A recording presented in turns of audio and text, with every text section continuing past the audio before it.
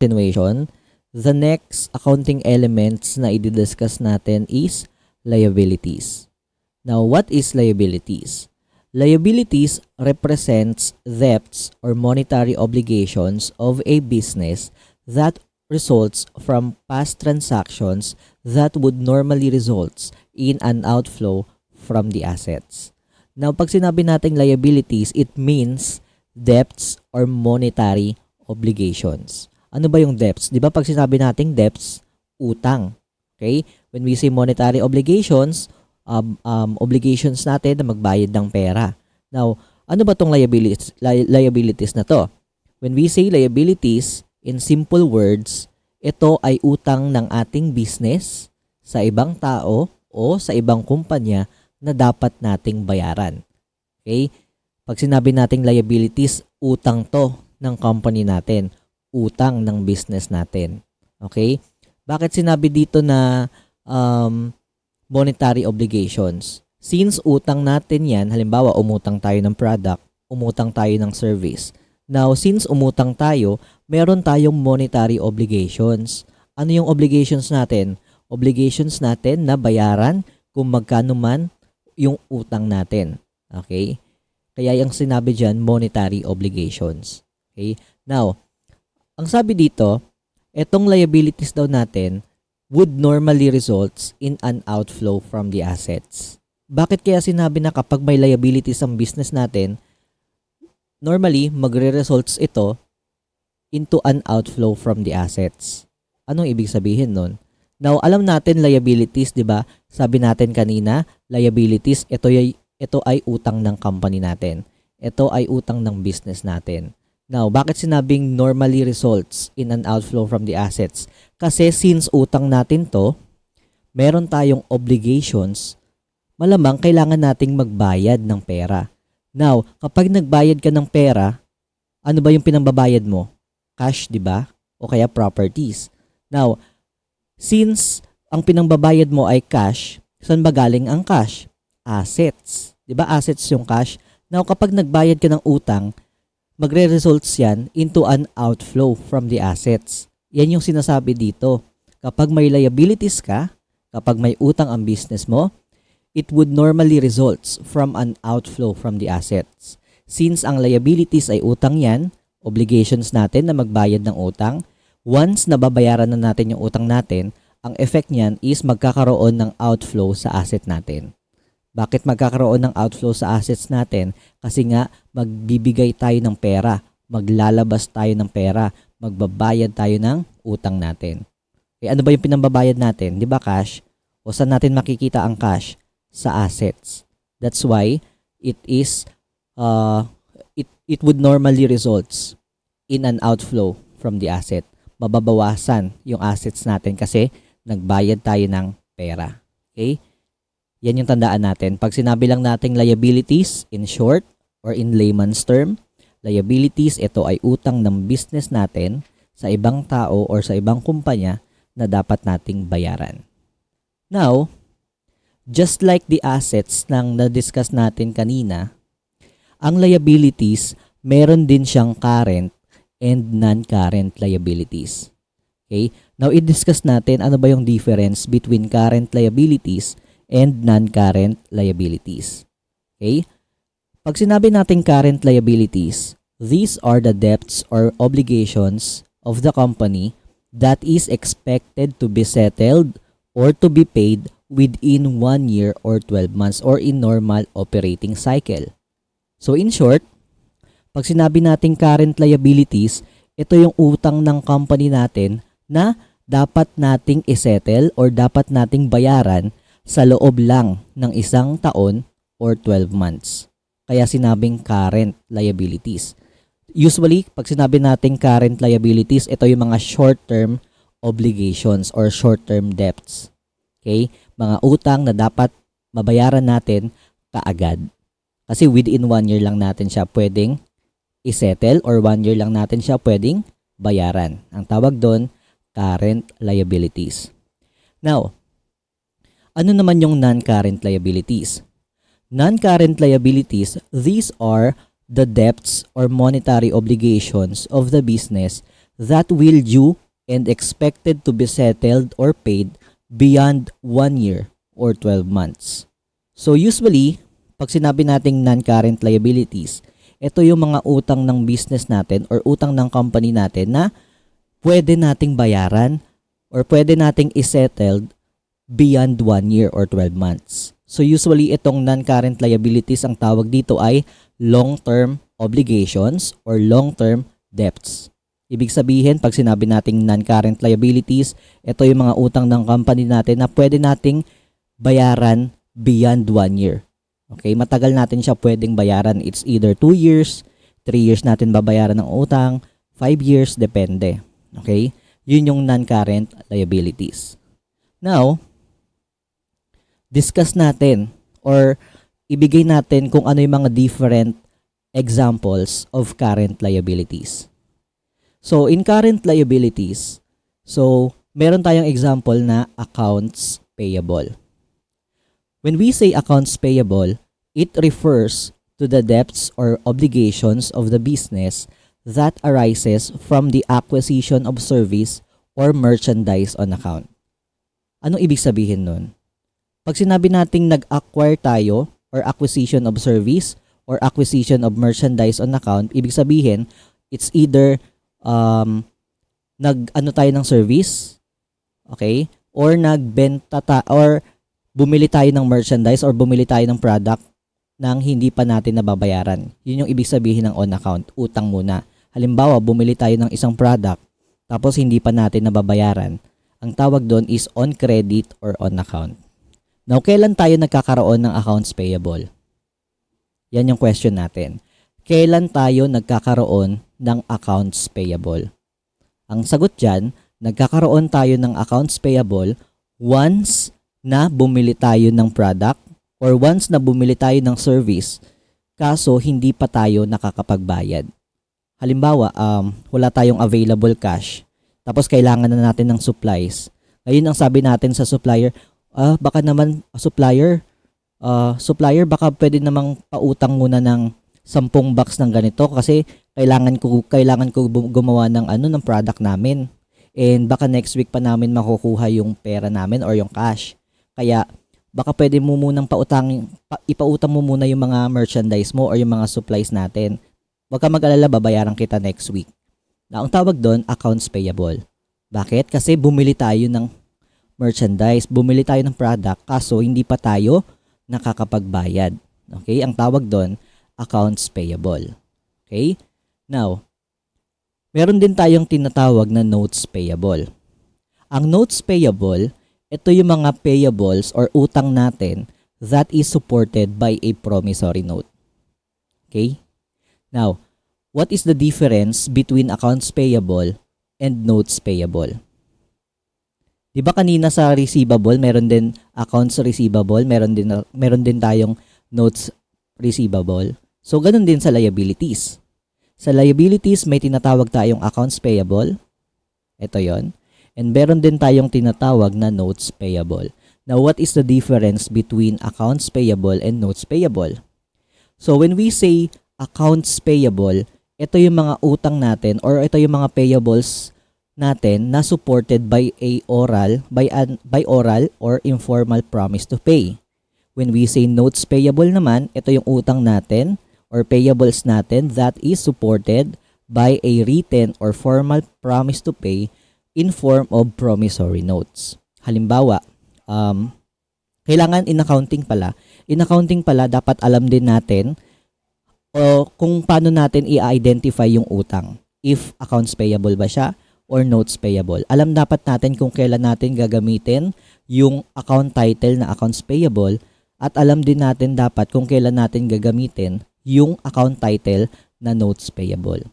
Now, paano natin malalaman if kailan natin gagamitin yung accounts payable? Kailan natin malalaman kung kailan natin gagamitin yung notes payable? So, magbigay tayo ng example para mas magets natin. Sa accounts payable, ito yung simpleng utang lang natin. Ito yung simpleng utang lang natin na napag-usapan lang natin. Okay? Orally ko lang sinabi. Halimbawa, may supplier. Halimbawa, sinabi natin sa supplier natin, "Uy, supplier, baka pwede mo muna akong pautangin ng mga supplies kasi wala na akong magagamit and wala pa akong available cash. Baka naman pautang muna ng mga supplies. Pa-deliver na lang sa akin tapos next week kong babayaran.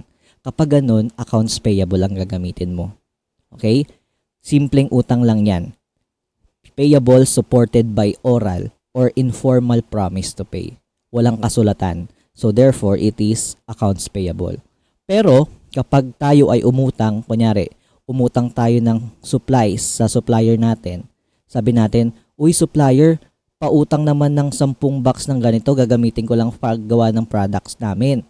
Okay? Huwag ka mag-alala kasi meron akong gawang promissory note dito and nakalagay dito kung kailan ko babayaran. Okay?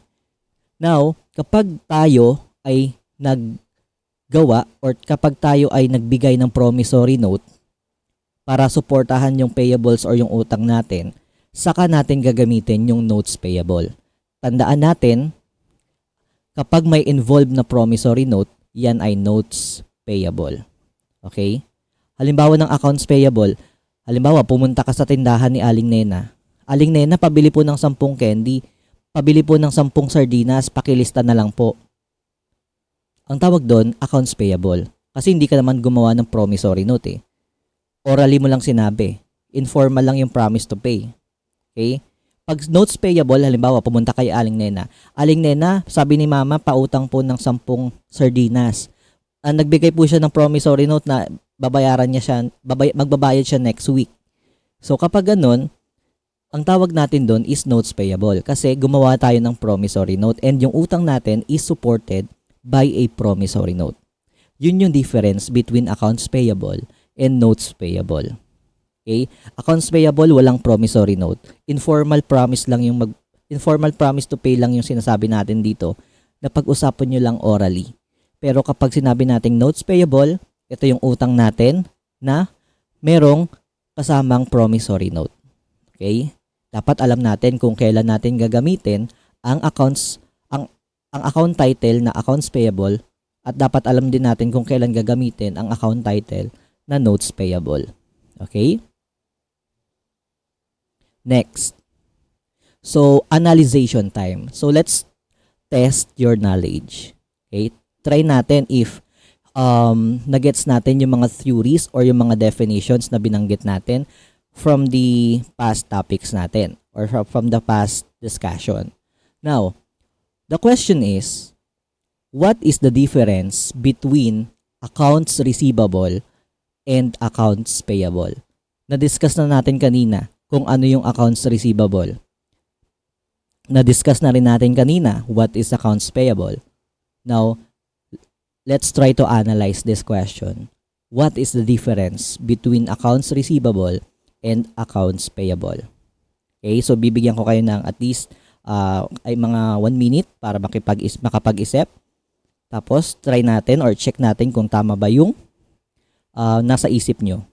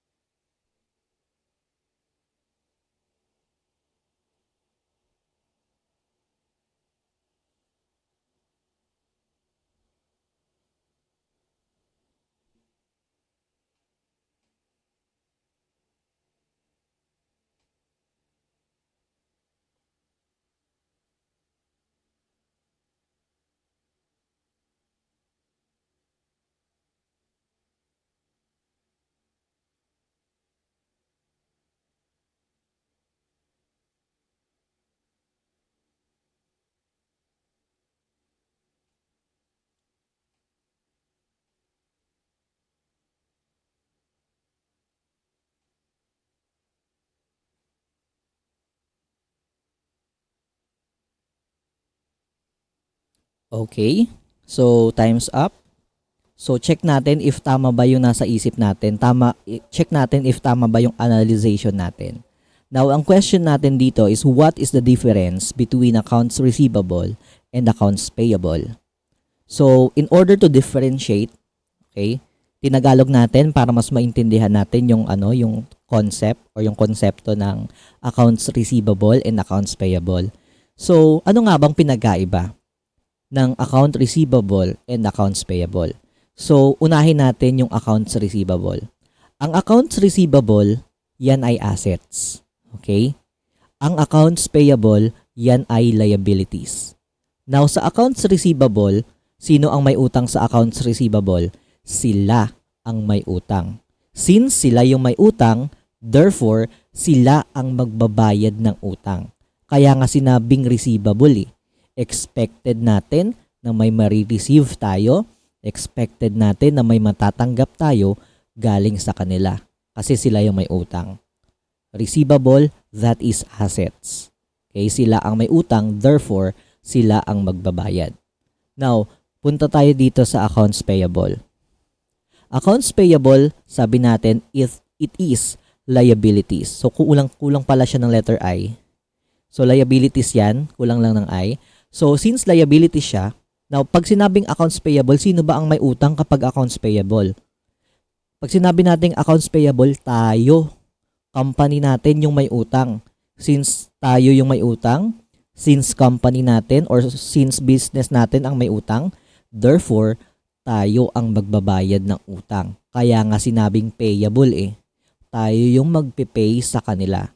Tayo yung magbabayad sa kanila. Okay? Yan yung difference between accounts receivable and accounts payable. Okay? Now, another. Okay? Let's check our knowledge. Tignan natin kung naintindihan ba natin yung konsepto ng discussion natin. Now, the question naman dito is what is the difference between notes receivable and notes payable?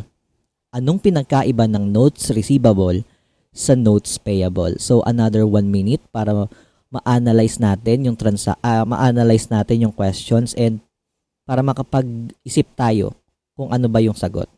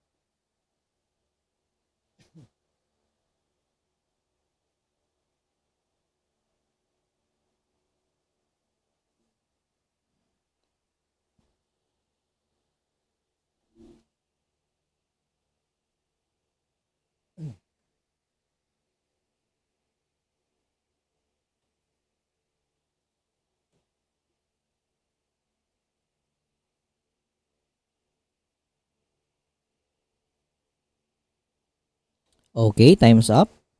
Okay, so now, check natin if tama yung analyzation natin. Check natin if tama ba yung nasa isip natin. So the question is, what is the difference between notes receivable and notes payable? Para mapag-compare natin yung dalawa, meron tayong comparison dito. So, notes receivable and notes payable. Now, pag sinabi nating notes receivable, okay, it is an assets. Okay? Receivable asset yan. Notes payable, it is liabilities. Okay? Liabilities yan. Kulang na naman ng I. So, now, tandaan nyo ha, pag sinabing receivable, that is asset. Pag sinabing payable, that is liabilities. Now, unahin natin si notes receivable. Notes receivable, since, di ba, sa notes receivable, sino ba ang may utang? Sa notes receivable, sila ang may utang sa atin. Okay? So, since sila yung may utang sa atin, therefore, sila ang magbabayad ng utang. Now, di ba sabi natin sila ang may utang? Now, ano bang meron sa notes receivable? 'Di ba kapag sinabi nating notes receivable, may involved na promissory note 'yan? Now, sa notes receivable, sino ang gumagawa ng promissory note? Ang gumagawa ng promissory note ay sila. Okay? Sila ang nagbibigay at sila ang gumagawa ng promissory note. Bakit? Kasi sila yung may utang eh. Okay? Yan yung ibig sabihin ng notes receivable. Sila ang may utang, sila ang magbabayad, since sila ang may utang, sila ang magbibigay at gagawa ng promissory note. Ano naman yung notes payable? Sabi natin notes payable liabilities. So sa notes payable, dito tayo ang may utang sa kanila. Okay? So since tayo yung may utang sa kanila, therefore tayo ang magbabayad ng utang. Since tayo yung may utang, 'di ba? 'Di ba pag sinabi nating notes payable, ito yung utang natin na supported by a promissory note. Now when it comes to in terms of paggawa ng promissory note, sa notes payable, since tayo yung may utang, tayo ang gagawa at tayo ang magbibigay ng promissory note sa kanila. Okay? Yan yung difference between notes receivable and notes payable. Sa notes receivable, sila yung nagbibigay or sila yung magbibigay ng promissory note sa atin. Pag sinabi nating notes payable, since tayo yung may utang, tayo ang magbibigay ng promissory notes sa inutangan natin. Okay? So, yun yung difference between notes receivable and notes payable.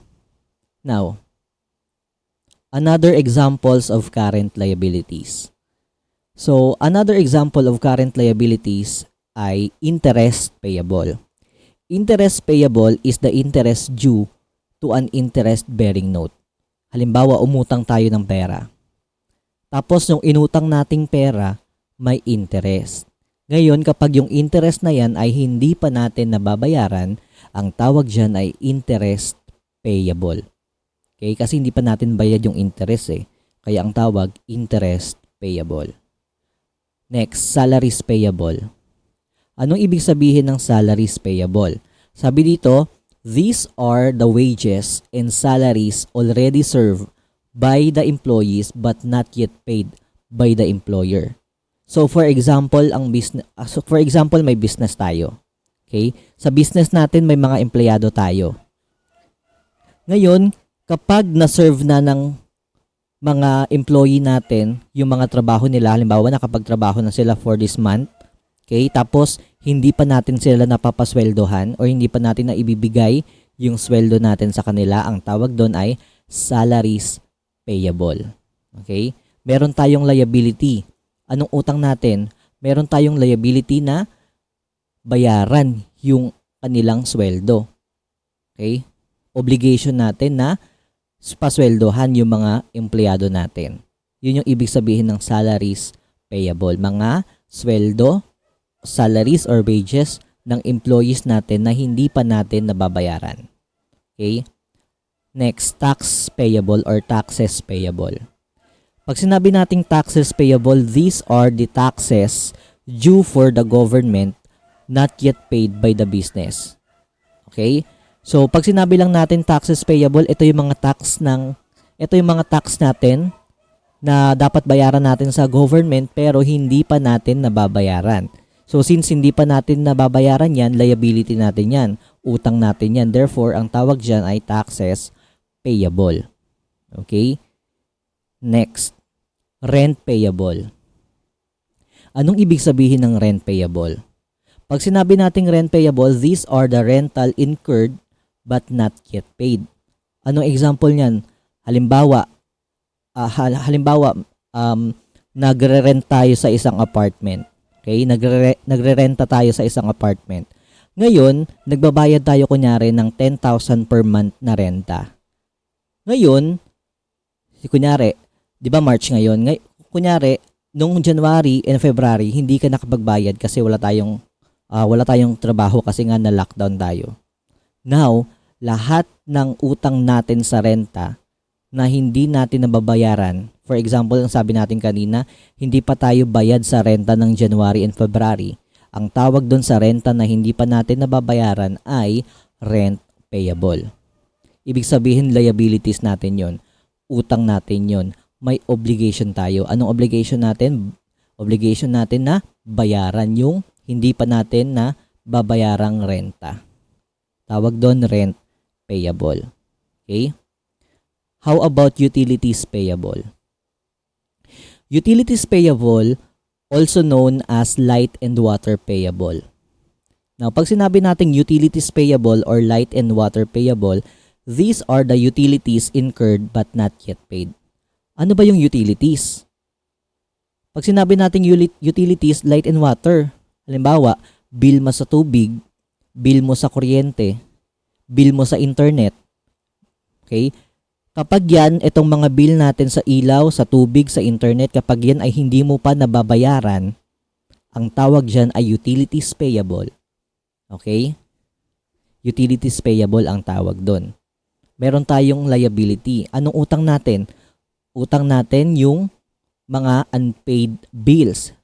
Hindi pa natin nababayaran yung mga bill eh. Halimbawa, nagpadala ng bill si Meralco, nagpadala ng bill si Maynilad. Ngayon, hindi pa natin nababayaran.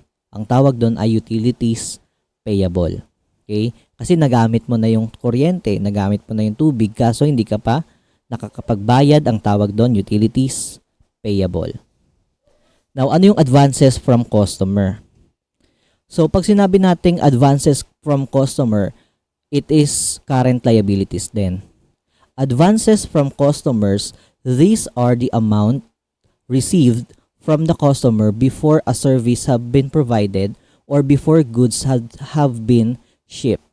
So, ibig sabihin ng advances from customer, nakatanggap tayo ng bayad sa customer in advance.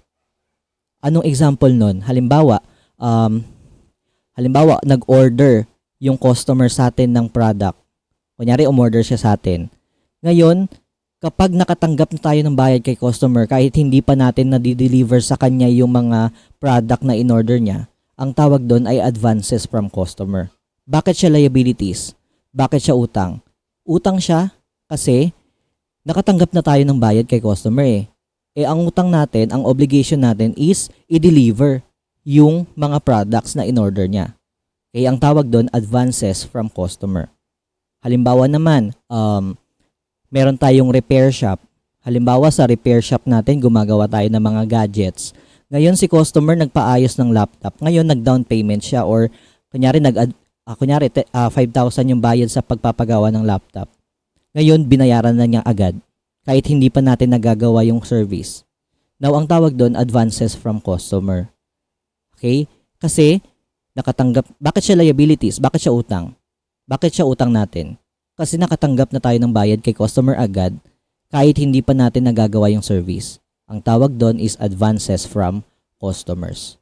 Nakatanggap na tayo agad ng pera sa customer kahit hindi pa natin nagagawa yung service or kahit hindi pa natin na-deliver yung mga products or goods.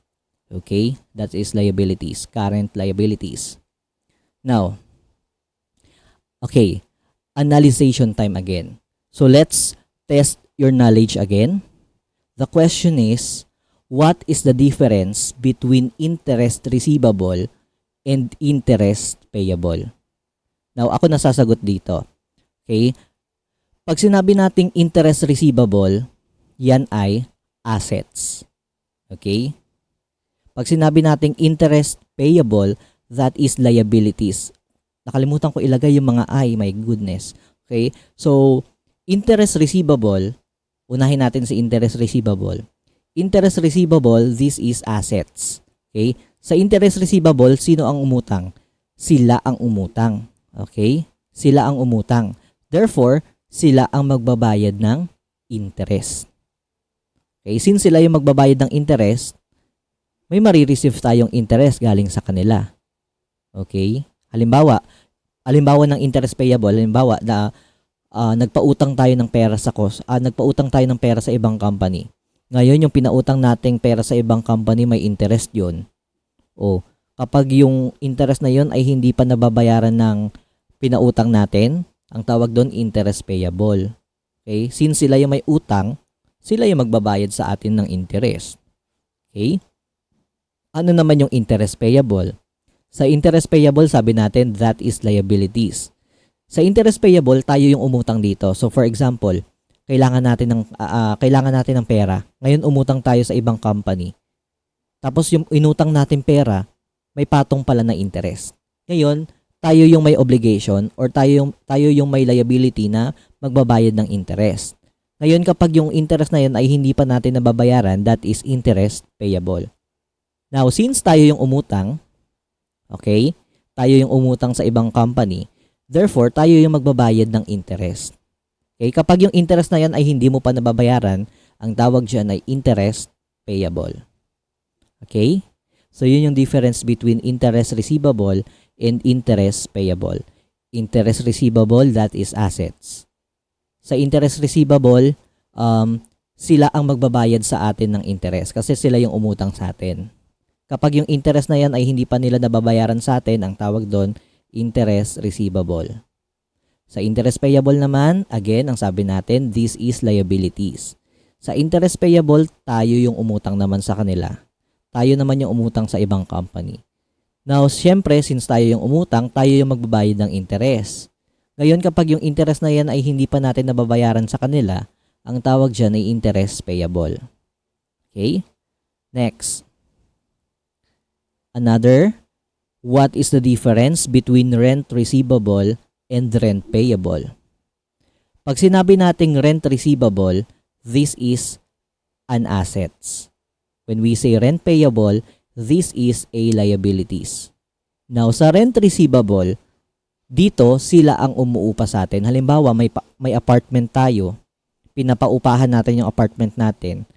Ngayon, since sila yung umuupa sa apartment natin or dun sa building natin, therefore, sila yung magbabayad ng renta sa atin. Ngayon, kapag hindi pa sila nakakapagbayad ng renta, ang tawag doon ay rent receivable. Bakit rent receivable? Kasi expected natin na magbabayad sila ng renta sa atin. Okay? Yun. Ano naman yung rent payable? Sa rent payable, sabi natin liabilities yan. Dito sa rent payable, for example, tayo naman yung umuupa. Halimbawa, umuupa tayo sa kanila. Umuupa tayo sa ibang company. Okay? Umuupa tayo sa building ng ibang company. Ngayon, since tayo yung umuupa, tayo yung magbabayad ng renta. Okay? Ngayon, kapag yung renta na yan ay hindi pa natin nababayaran, ang tawag doon ay rent payable. So, yun yung difference ng rent receivable at saka ng rent payable. Okay? Next. Okay. Tapos na natin na-discuss yung mga examples ng current liabilities. Now, let's discuss naman ano naman yung mga examples ng mga non-current liabilities. So, for the examples of non-current liabilities, we have the notes receivable long-term. Alam natin what is notes payable. Okay? Notes payable long-term. So, notes payable long-term, ang sabi natin, pag sinabing notes payable, ito yung utang natin or ito yung mga payables natin that is supported by a promissory note. Diba? Sabi natin, dapat alam natin kung kailan gagamitin yung accounts payable and notes payable. Kapag may involved na promissory note yan, notes yung gagamitin natin. Okay? Now, sa notes payable, pag-usapan natin si notes payable. Si notes payable kasi parang si notes receivable. Diba si notes receivable pwede siyang maging current and pwede siyang maging non-current based dun sa kaninang discussion natin. Now, si notes payable, ganun din siya. Pwede rin siyang maging current liabilities, pwede rin siyang maging non-current liabilities. Okay? So, kapag may involved na promissory note, alamin natin muna yung nilalaman ng promissory note kasi dyan tayo magbe-base kung current liabilities ba siya or non-current liabilities. So, paano natin malalaman if yung notes payable is i-consider natin siya as or i-classify natin siya as current liabilities or non-current liabilities? Ngayon, yung notes payable, i-classify natin yung notes payable as current liabilities if naka-indicate doon sa ating promissory note na yung utang natin is payable within 1 year or 12 months. Halimbawa, umutang tayo ng pera. Tapos ang nakalagay sa promissory note natin, yung utang natin is babayaran natin within 1 year. So kapag within 1 year natin babayaran yung utang natin, ang tawag natin doon is notes payable short term. So under siya ng current liabilities. Bakit siya under ng current liabilities? Kasi yung notes payable mo, yung promissory notes mo, naka-indicate doon na yung utang natin is babayaran natin within 1 year or 12 months. Kapag within 1 year or 12 months natin siya ibabayaran, pasok siya dito. Ika-classify natin siya as current liabilities. Ang tawag natin doon is notes payable short term. Ngayon, yung notes payable natin, ika-classify naman natin siya as non-current liabilities kapag nakalagay sa promissory note na yung utang natin is payable beyond 1 year or 12 months. Halimbawa, yung umutang tayo ng pera, tapos nakalagay sa promissory note natin, yung utang natin, babayaran natin within 24 months. O di ba yung 24 months, lagpas na yan ng 1 year? Beyond 1 year na yung 24 months. So kapag ganun, kapag ang nakalagay sa promissory note natin na yung utang natin is babayaran natin within 24 months, kapag beyond 1 year yan, dito na siya makaklasify as non-current liabilities. Ang tawag na sa kanya ay notes payable long term. Ayun na. So dapat alam natin if short term ba to or long term. Okay? Alam dapat natin kung current siya or non-current. Basta tandaan lang natin, ang notes payable magiging current liabilities yan kapag payable siya within 1 year or 12 months. Ang notes payable natin magiging non-current liabilities yan kapag nakalagay sa promissory note na payable siya beyond 1 year or 12 months. Okay? Yun. So, another examples of non-current liabilities are the mortgage payable. Mortgage, not mortgage. Hindi siya mortgage, ha? Mortgage payable is a long-term liability account that refers to a debt secured by a mortgage on real estate. So, itong mortgage payable, ito yung mga utang that is supported by a mortgage on real estate. So, usually mga properties. So, ano bang ibig sabihin ng mortgage payable? Ito yung utang na may collateral. Okay, halimbawa, uutang ka ng napakalaking pera. Kunyari, uutang ka ng 10 million. Siyempre, yung 10 million na yan is malaking amount. Wala namang company or wala namang bangko yung magpapautang ka agad-agad ng 10 million. Okay? Now, syempre, yung mga magpapautang, halimbawa, mga bangko, yung mga company, before sila magpautang ng malaking amount of money, syempre, kailangan nila ng collateral. Halimbawa, yung kinolateral mo is mga properties mo, mga real estate mo, mga house and lot mo.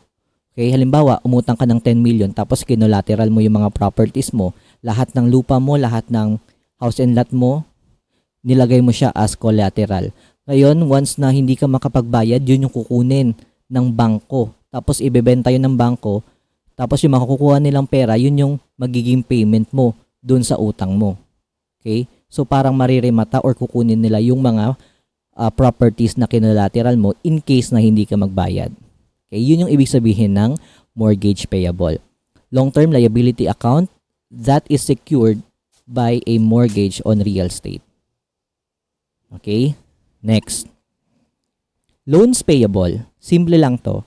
Loans payable is an amount borrowed to the bank by the company payable with beyond 1 year. So usually, kapag umuutang ka sa bangko, okay, pag sinabi lang kasi nating loans payable according to our reference, loans payable, ito daw yung mga perang inutang natin sa bangko. Now, kapag umutang tayo sa bangko, usually kasi, it is payable beyond a year. Kunyari, babayaran mo siya within 2 years, within 3 years, 4 years, 5 years, depende sa agreement between the banks and the companies. So, pag sinabi lang natin loans payable, it means ito yung mga amount of money na inutang natin sa bangko. Okay? Next. So, another accounting element. So, tapos na tayo sa assets. Tapos na tayo sa liabilities. Now, discuss natin yung pangatlong accounting elements which is the capital and equity. Okay? Now, capital, 'Di ba na-discuss natin to sa accounting equation? When we say capital, these are the amounts of money or properties invested by the owner to the business. Halimbawa, nag-invest ka ng pera sa business mo.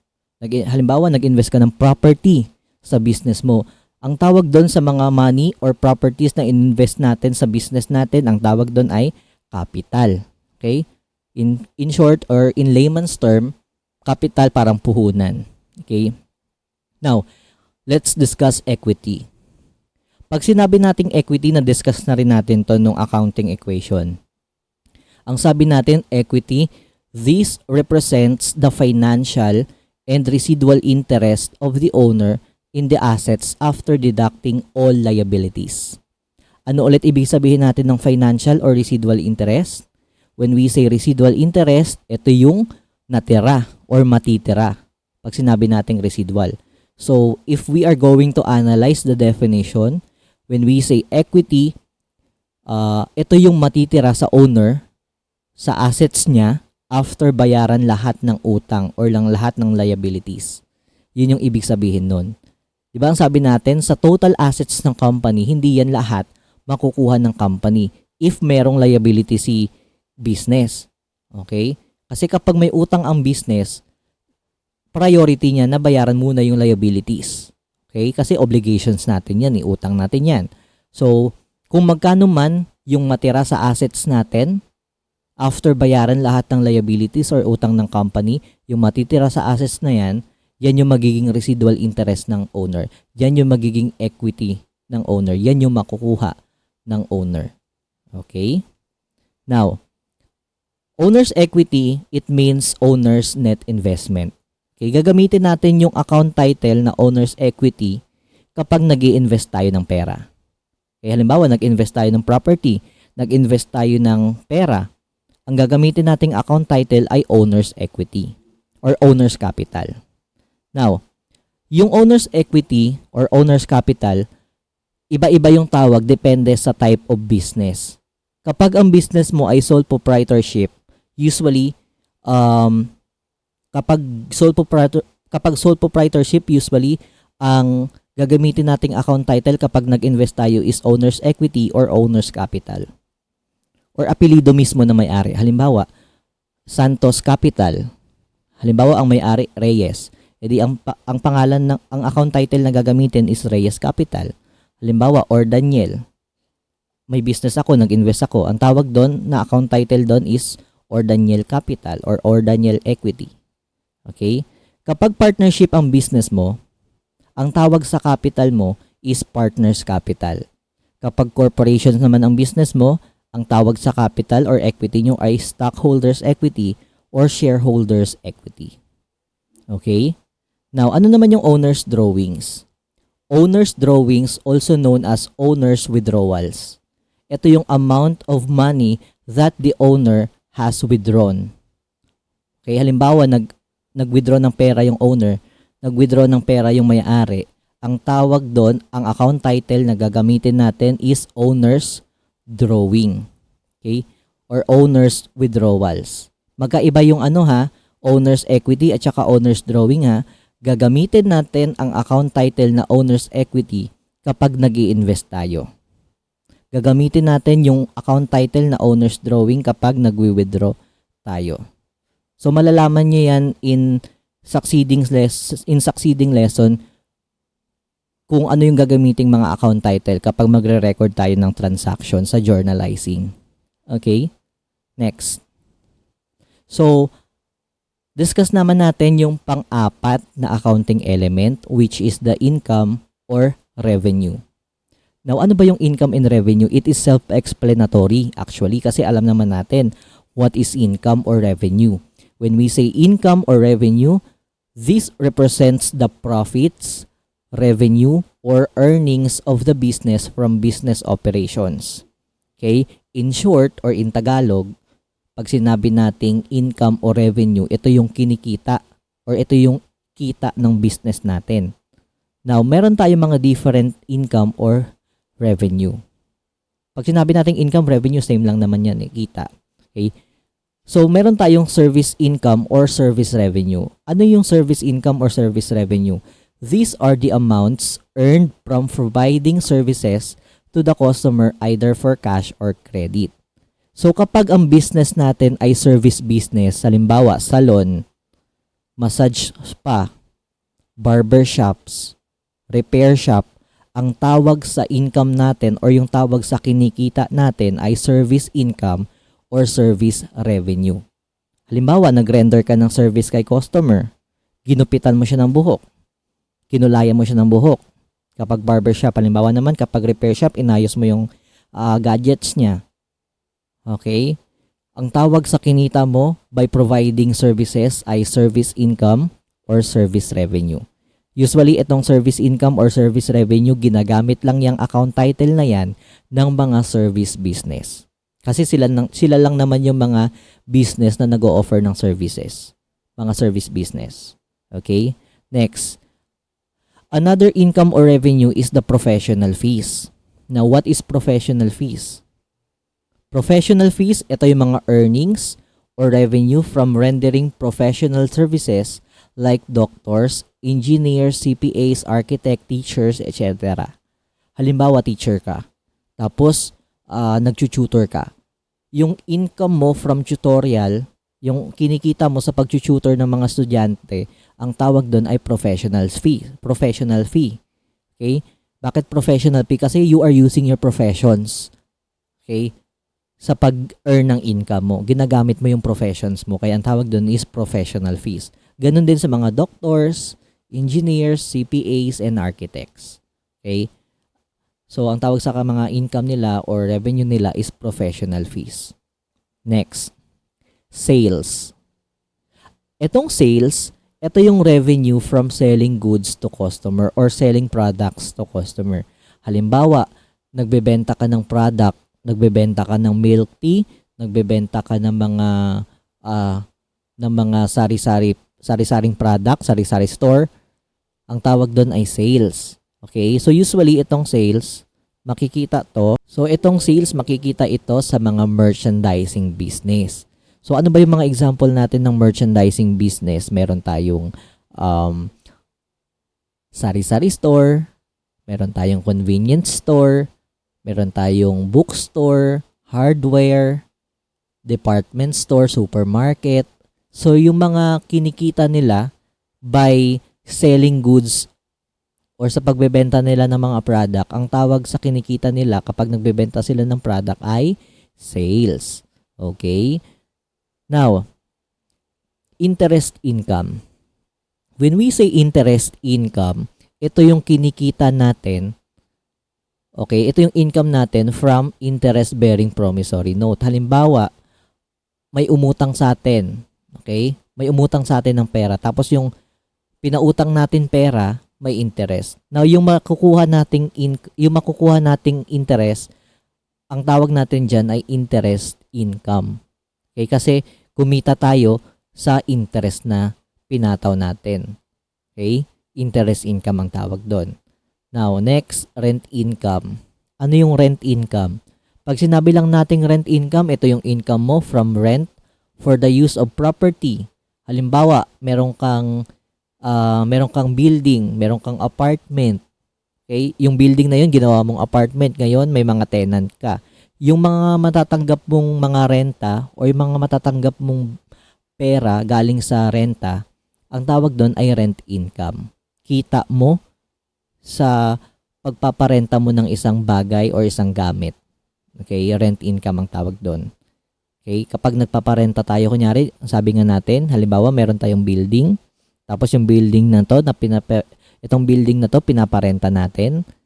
Yung mga matatanggap nating renta, okay, ang tawag dyan natin ay rent income. Kasi income natin yan from pagpapagamit ng mga property natin.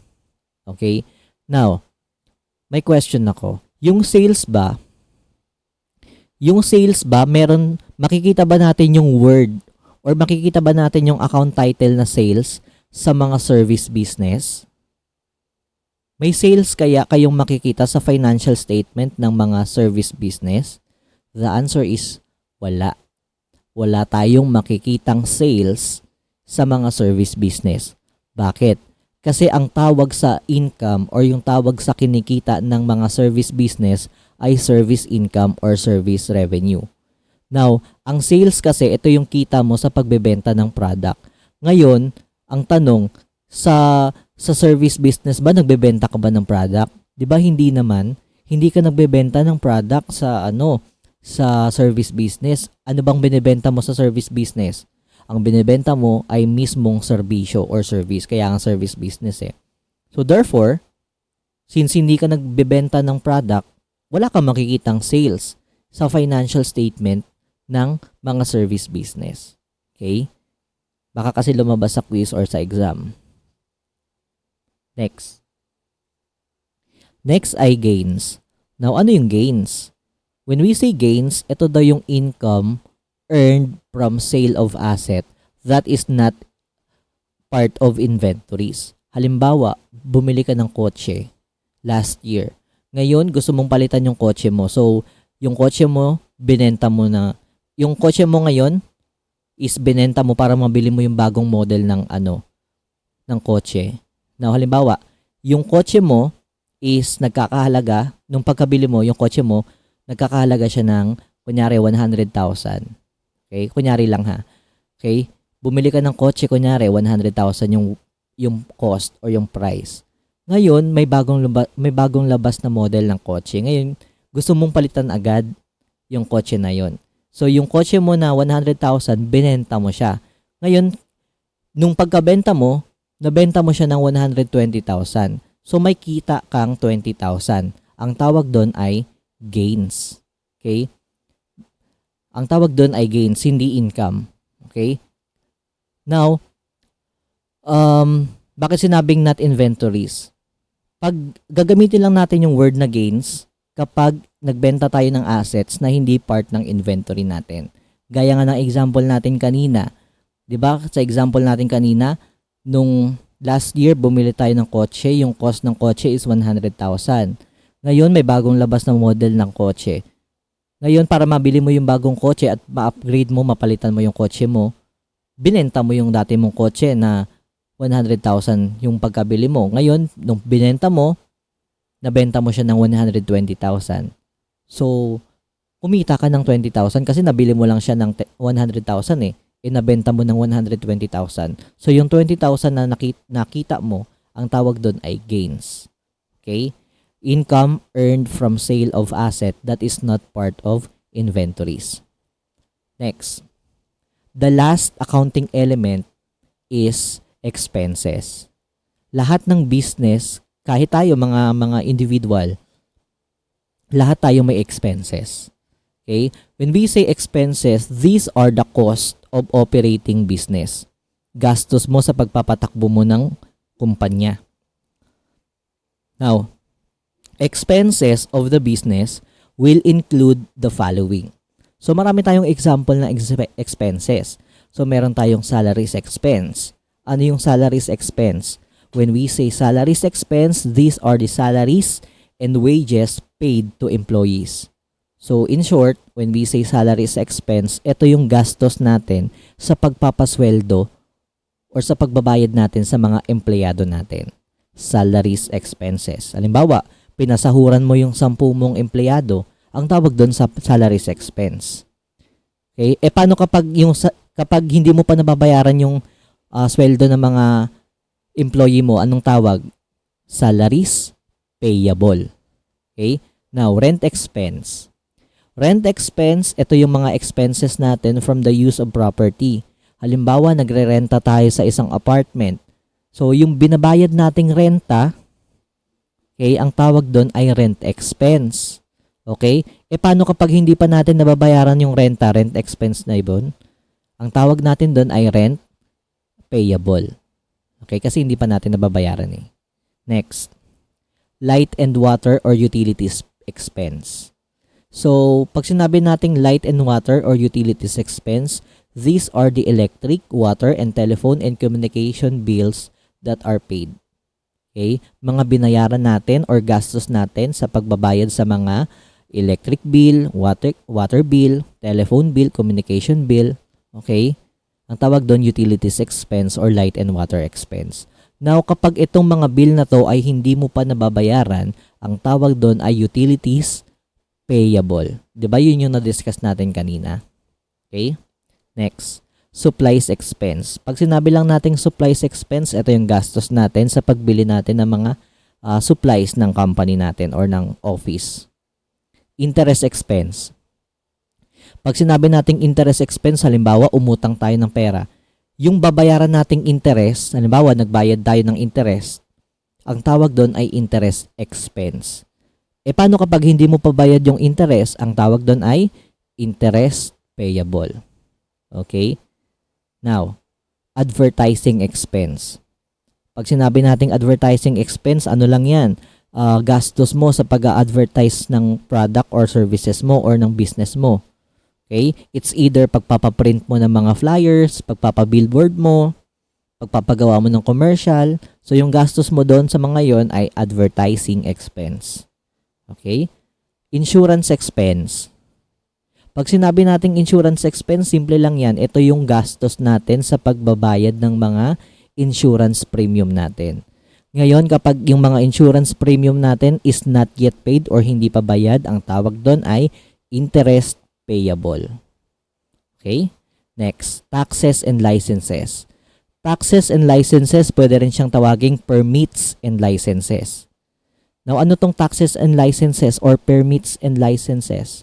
Ito yung mga gastos natin sa pagbabayad sa mga mayor's permit, building permit, ano pa mga permit, mga licenses, mga permits na kailangan, barangay permit, mayor's permit, sanitary permit. Okay, ang tawag doon is taxes and licenses or pwede rin siyang tawaging permits and licenses. Now, depreciation expense. Pag sinabi nating depreciation expense, ito yung amount allocated kung saan ito yung amount ng binaba ng properties or equipment natin. 'Di ba na-discuss natin yung depreciation? Sabi natin depreciation, bumababa yung value ng mga fixed assets. So yung amount ng binaba ng yung amount ng binaba ng mga properties natin, i-charge natin siya as expense. Ang tawag doon, depreciation expense. So don't worry, itong depreciation expense, separate lesson yan or another topic yan sa next quarter pa naman yung depreciation expense. Same as with bad debts expense. Okay, pag sinabi nating bad debts expense or doubtful accounts expense, ito yung mga, 'di ba, sabi natin bad debts, ito yung mga receivable natin or utang na hindi na natin possibly makokolekta. Sabi natin kasi may mga utang na hindi nababayaran. May mga utang na hindi natin nakokolekta. So yung mga utang na hindi na natin makokolekta, i-charge natin yun as expense din. Ang tawag doon bad debts expense or doubtful accounts expense. So itong bad debts expense, adjusting entries din to. So i-discuss to next quarter pa naman. Okay, so malayo-layo pa yan. So yan yung ating mga different expenses, types of expenses. Okay. So again, to summarize the accounting elements. Sa accounting elements, we have 5 accounting elements. We have assets, liabilities, capital or equity, income, and expenses. Yung assets, meron siyang 2 classifications. Meron tayong current assets and meron tayong non-current assets. Sa liabilities, ganun din. Meron tayong 2 classifications. We have current liabilities and we have non-current liabilities. Ngayon, dapat alam nyo kung ano yung mga, dapat maging familiar na kayo sa mga terms and definitions na binanggit natin kanina. Kasi dyan iikot yung accounting 1 and 2 natin. Dapat familiar tayo dyan kasi yan yung mga gagamitin natin when recording business transactions. Okay? Now, for the last topic, okay? Topic number 4, sorry. Topic number 4 is about chart of accounts or COA. Now, ano tong chart of accounts? Ngayon, ang sabi dito, business transactions are recorded because their financial effects, it's either increase or decrease on the different accounting elements such as assets, liabilities, capital, income, and expenses that comprises the business. Now, ang sabi lang dito, okay, pasimplihan natin, ang mga business transactions daw, nire-record natin to. 'Di ba? From the start pa lang, sabi natin, lahat ng transactions na may kinalaman sa pera, nire-record natin yan. Now, bakit natin kailangan i-record? Kasi itong mga transactions na yan, nire-record natin yan kasi meron yang effects sa mga accounting elements natin. It's either may magi-increase or may magdi-decrease sa mga accounting elements natin na to. Okay? Halimbawa, pumasok sa isang transaction yung business or yung company natin. Kapag pumasok sa isang transaction yung company natin, may effect yun sa accounting elements natin. It's either may magi-increase sa mga ito or may magdi-decrease sa mga to. Okay? Now, ano ba tong chart of accounts? Pag sinabi nating chart of accounts, this is the listing of all account titles and control or account numbers of the business used by the bookkeepers as a guide in recording business transactions. So pag sinabi daw nating chart of accounts, itong mga chart of accounts na to, dito nakalista lahat ng account titles. Okay, diyan nakalista yung mga account titles and their corresponding account numbers. Now, itong chart of accounts na yan, ginagamit to ng mga bookkeepers or ng mga accountant as a guide kapag magre-record sila ng mga transactions. Okay. Now, ano bang itsura ng chart of accounts? Okay, wait lang. May note pala tayo dito. May nakalagay dito, may note dito, no other account titles can be used other than those found in the chart of accounts. Ang ibig sabihin lang dito, ang sinasabi lang dito na kung ano ang nakalagay na account titles diyan sa chart of accounts natin, yan lang dapat yung gagamitin natin sa pag-record ng transactions. Hindi tayo pwedeng gumawa ng sarili nating account titles. Kung ano yung nakasulat sa chart of accounts, yun ang susundin natin. Hindi tayo pwedeng gumawa ng sarili nating chart of accounts. Ay hindi tayo pwedeng gumawa ng sarili nating account titles. Now, pakita natin kung anong itsura ng chart of accounts. So ito yung examples or ito yung itsura ng chart of accounts. Anong mapapansin natin dito? So ito yung name ng company natin, Dr. Leila Dilimna Clinic. Okay, chart of accounts. So ang makikita natin sa chart of accounts is yung mga control numbers or account numbers. Ito yon, and their corresponding account titles. Okay, cash in bank, cash on hand, account receivable, notes receivable, supplies on hand, prepaid rent, prepaid insurance, land, building. So, lahat ng account titles ng business, na ginagamit ng business and account numbers, dyan yan nakalagay sa chart of accounts. Ano pang mapapansin nyo bukod sa account number and account titles? Makikita nyo dito yung mga accounting elements. So, naka-separate or naka-partition. Nandito yung assets. So, sa assets, nauuna yung current assets bago yung non-current assets. Okay? Sa liabilities, andyan yung current liabilities natin and nandito yung mga non-current liabilities. After ng liabilities, we have the owner's equity or capital. And after ng equity or capital, we have the income and expenses. So, nandito lahat ng accounting elements na diniscuss natin and nandito yung mga account titles na binanggit natin kanina. Mga accounts payable, notes payable, rent payable, dilim na capital, dilim na drawing, service income, interest income, salaries expense, rent expense. Ang tawag dito ay chart of accounts. Again, anong purpose na itong chart of accounts? Itong chart of accounts na to, dito nakalista yung account titles na ginagamit ng business and yung corresponding account numbers na to. Now, para saan tong chart of accounts? Itong chart of accounts na to, ito yung guide ng mga bookkeeper or guide ng mga accountant to kapag magre-record sila ng mga business transactions. Okay? So, kapag gagawa kayo ng chart of accounts, actually hindi nyo naman kailangan na kabisado yung mga chart of accounts eh.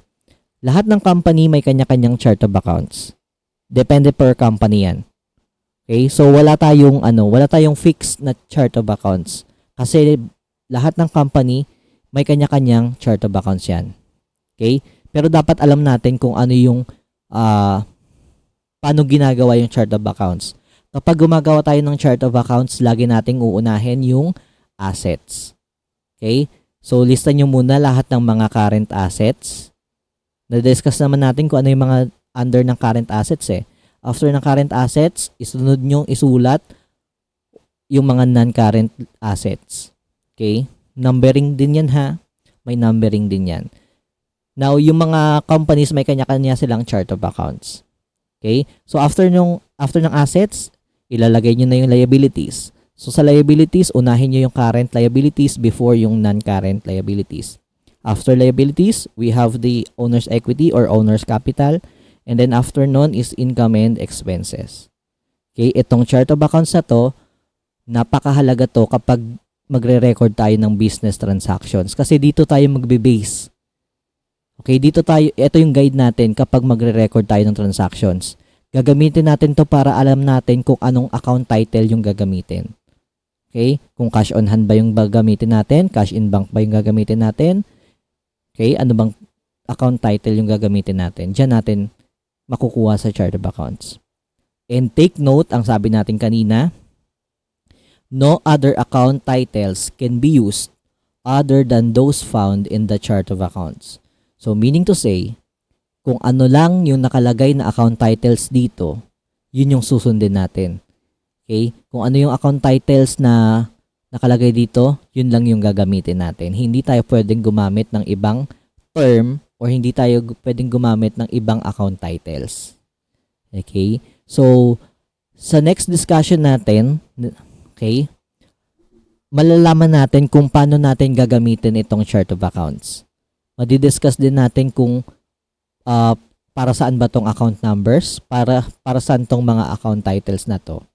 Usually, ginagamit natin tong mga to kapag magre-record tayo ng transactions or tinatawag nating journalizing. Okay? So, as of now, nabubulol pa ako, as of now, yan lang muna yung i-discuss natin. Kung ano yung itsura ng chart of accounts, ano yung nilalaman ng chart of accounts. Ngayon, yung kung paano siya gamitin, madidiscuss pa natin yan in the next chapter. Okay? So, yan yung ating chart of accounts. So, yun. So, that's the end of our topic, which is the accounting elements. Okay? I hope you learned something and see you next meeting. Okay? Bye.